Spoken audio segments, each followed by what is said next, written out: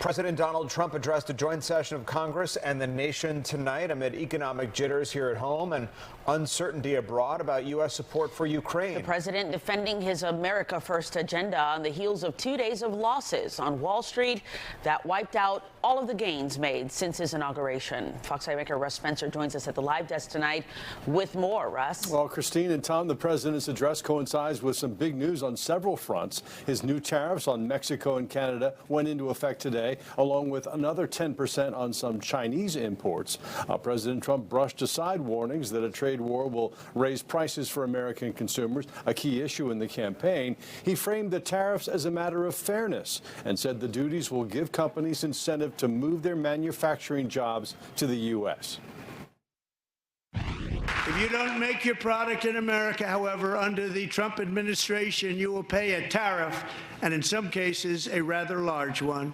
Other countries have used tariffs against us for decades, and now it's our turn to start using them against those other countries. We have been ripped off for decades by nearly every country on earth, and we will not let that happen any longer.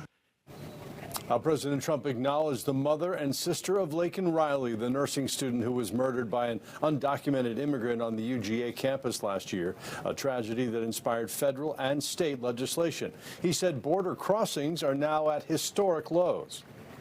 The media and our friends in the Democrat Party kept saying we needed new legislation. We must have legislation to secure the border. But it turned out that all we really needed was a new president. We found Elon Musk was in attendance tonight. President Trump defended his chainsaw approach to cutting federal workers, 30% of whom are veterans, and he recited a long list of programs DOJ has canceled. We have hundreds of thousands of federal workers who have not been showing up to work. My administration will reclaim power from this unaccountable bureaucracy, and we will restore true democracy to America again. Just listen to some of the appalling waste we have already identified. $22 billion from HHS to provide free housing and cars for illegal aliens. $45 million for diversity, equity, and inclusion scholarships in Burma. $40 million to improve the social and economic inclusion of sedentary migrants. Nobody knows what that is.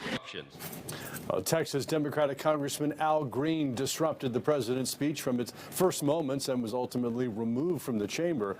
Other Democrats held up signs saying false, Musk steals, and save Medicaid.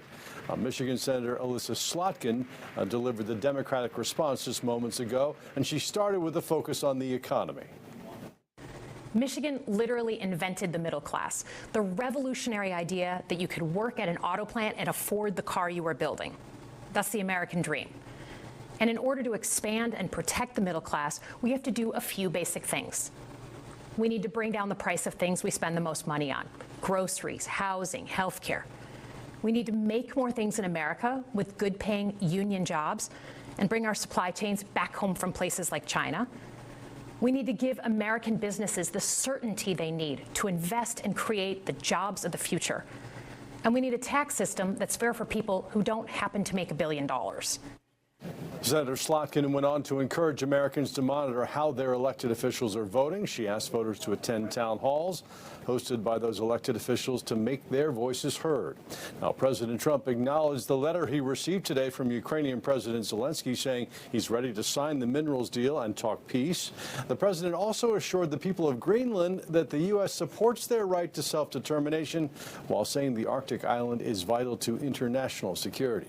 Tom and Christina, was the longest address to a joint session of Congress ever, 10 minutes longer than Bill Clinton's 25 years ago. It did feel that way, Russ, and we'll see what comes out of that letter from Zelensky, whether it mends fences between the president and the Ukrainian leader. Russ, thanks.